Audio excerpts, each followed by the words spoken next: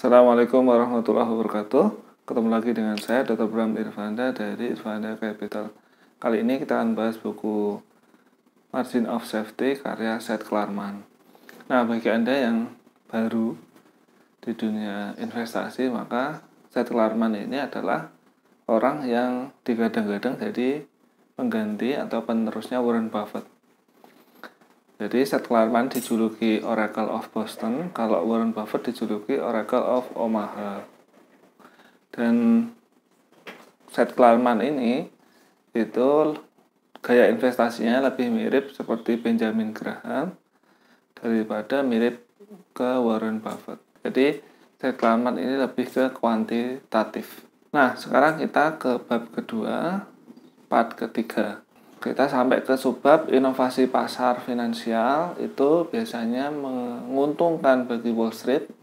Di Indonesia berarti pasar perusahaan sekuritas, tapi merugikan bagi investor. Nah, perusahaan sekuritas itu terutama di Wall Street ya, itu secara konstan terus menerus setiap tahun secara rutin itu bikin produk-produk baru, produk-produk inovatif. Di Amerika sekarang yang terkenal itu ETF. Kalau di Indonesia yang heboh tahun-tahun ini adalah repo. Jadi repo perusahaan yang tidak bagus terus dijual ke orang-orang awam yang tidak tahu apa-apa tentang saham, repo dan lain-lain. Terus kemudian reponya gagal bayar, sehingga sangat banyak orang yang mengalami kerugian. Kenapa kok perusahaan sekuritas di buku ini, tentu saja di Wall Street, Amerika, itu bikin produk-produk baru terus-menerus. Jadi tujuan utama adalah mendapatkan fee, jadi mendapatkan keuntungan atau mendapatkan komisi dari produk itu. Produk baru ini tentu saja bisa memecahkan masalah. Contohnya, masalah yang issuer atau perusahaan yang dia mengeluarkan produk itu, inovatif itu. Contoh, IPO. Berarti yang issuernya ini dapat dana investasi, dapat uang IPO. Kalau dia mengeluarkan bond, berarti dia dapat utangan. Jadi bagi perusahaan yang mengeluarkan produk, perusahaan asal, itu dia dapat pemecahan masalah bagi masalah keuangannya.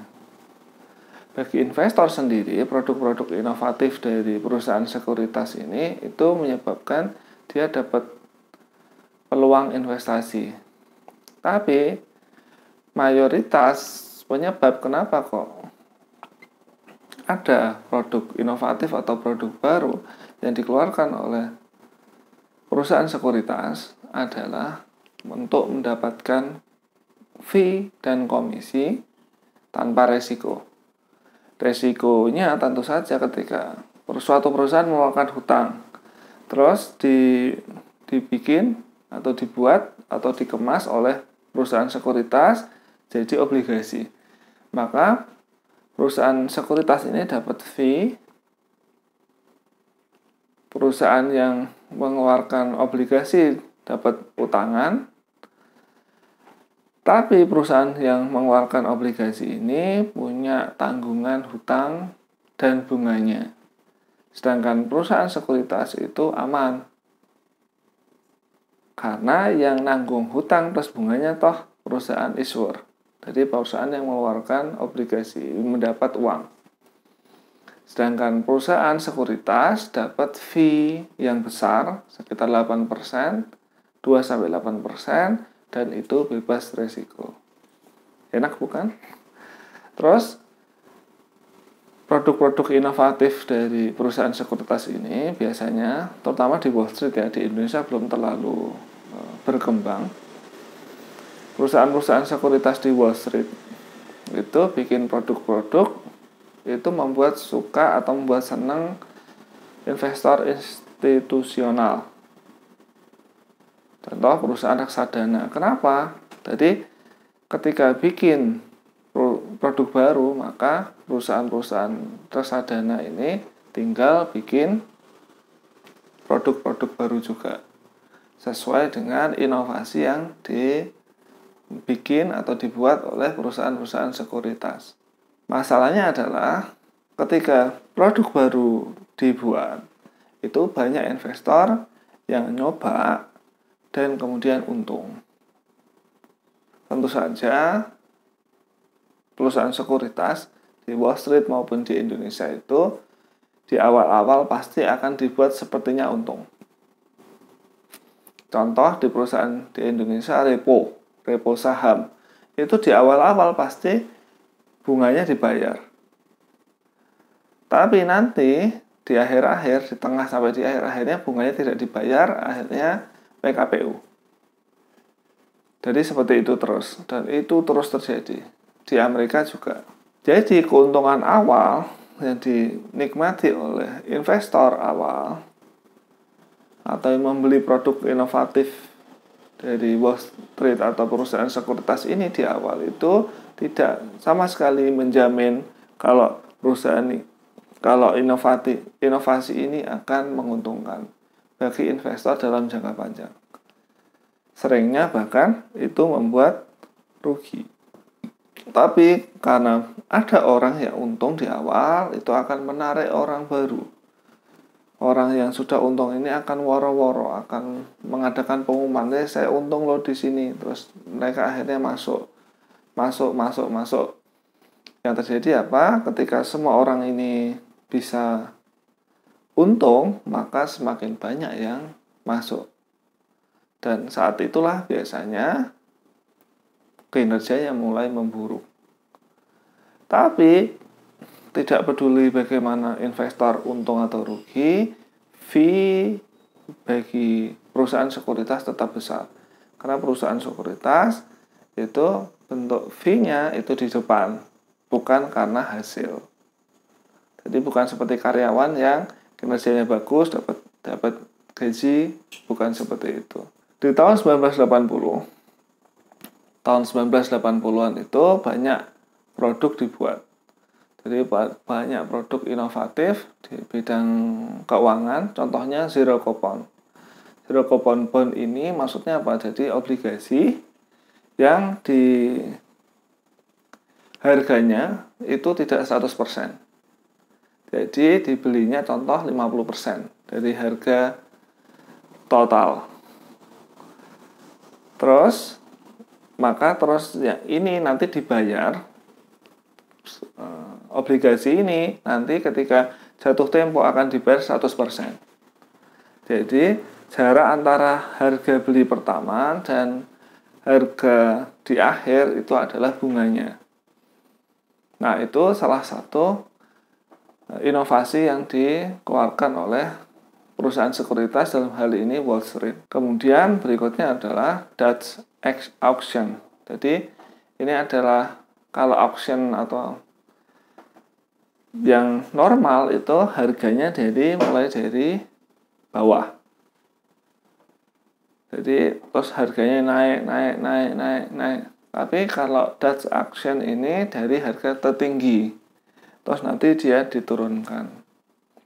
Terus berikutnya ada lagi fixed rate bond, terus ada floating rate bond, terus ada pay in kind dan pay in stock dan lain-lain.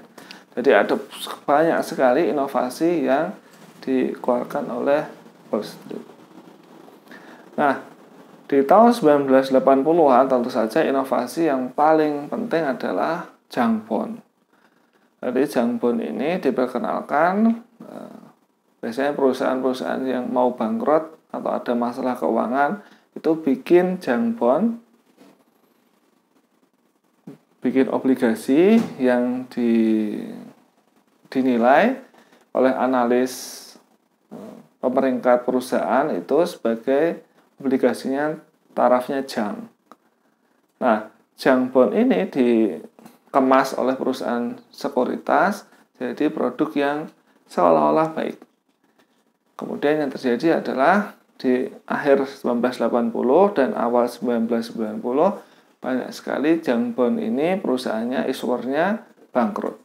Jadi adalah banyak sekali orang yang rugi karena kebangkrutan junk bond ini. Karena itu investor itu harus sadar kalau apa yang baik buat Wall Street itu belum tentu baik buat dia. Belum tentu baik buat investor. Karena itu penawaran apapun, produk baru apapun harus dipahami dengan baik. Kemudian ini apakah bisa menguntungkan atau enggak. Tapi kalau tidak bisa menguntungkan, maka jangan kita beli. Dan tidak semua yang ditawarkan oleh perusahaan sekuritas itu baik buat kita. Bisa juga itu merugikan. Nah, mayoritas dari produk inovasi dari perusahaan sekuritas atau Wall Street ini itu merugikan dalam jangka panjang. Jadi, kita harus hati-hati dulu. Nah, berikutnya, Seth Klarman ini membahas tentang terjadinya market bullish. Jadi, market bullish itu terjadi karena self-fulfilling prophecy. Jadi, baik market bullish atau pasar naik di pasar saham, atau pasar bearish atau pasar turun di pasar saham itu self-fulfilling prophecy. Jadi ramalan yang dia kabulkan sendiri. Ia wujudkan sendiri. Jadi seperti ini. Jadi ketika ada orang beli saham, terus dia yakin nih untung, maka ketika untung itu saham itu bisa jadi membuat orang-orang lain atau investor-investor lain ikut masuk ke saham itu. Setelah banyak orang yang untung dari satu saham, maka satu saham itu kemudian jadi primadona. Tentu saja ketika suatu saham jadi primadona, harganya naik. Terus ketika harganya naik, itu makin jadi primadona. Terus harganya naik lagi. Terus ketika satu saham sudah jadi primadona dan harganya tinggi, maka saham-saham lain, investor akan mencari saham-saham lain di sektor itu. Oh, ini belum naik. Nah, ini juga diangkat akhirnya. Daripada sudah beli kemahalan, mending beli ini aja. Pada akhirnya semua mayoritas saham di pasar saham akhirnya semuanya naik. Yang terjadi setelah itu, maka terjadi market bullish atau pasar saham yang naik, yang euforia. Sebaliknya, pasar bearish atau pasar menurun dan penurunan tajam banyak itu juga self-fulfilling prophecy. Jadi ketika satu saja investor takut atau khawatir, dia akan menjual sahamnya. Nah, orang yang jualan saham ini dan mungkin menuliskan di forum kalau dia ketakutan atau menjual saham itu bikin saham yang lain, investor yang lain itu ketakutan juga. Investor lain yang takut akhirnya menjual juga. Nah, ketika ketakutan ini kan emosi ya, dan emosi itu pasti menular. Nah, emosi yang menular ini membuat saham-saham akhirnya dijual. Penjualan satu saham yang parah, contoh Antam beberapa hari yang lalu, itu Antam turun terus, pada akhirnya yang lain juga ikut pada dijual. Nah, yang terjadi adalah pada akhirnya semua satu market, satu IHSG itu pada turun semua. Karena orang-orang pada takut. Yang terjadi adalah pasar depresi, atau depresi pasar, atau bearish, atau pasar menurun yang lama dan besar. Jadi seperti itu. Margin of safety bab 2 part ketiga. Bila ada pertanyaan terkait materi ini, silakan tulis di kolom komentar di bawah. Terima kasih atas perhatiannya. Assalamualaikum warahmatullahi wabarakatuh.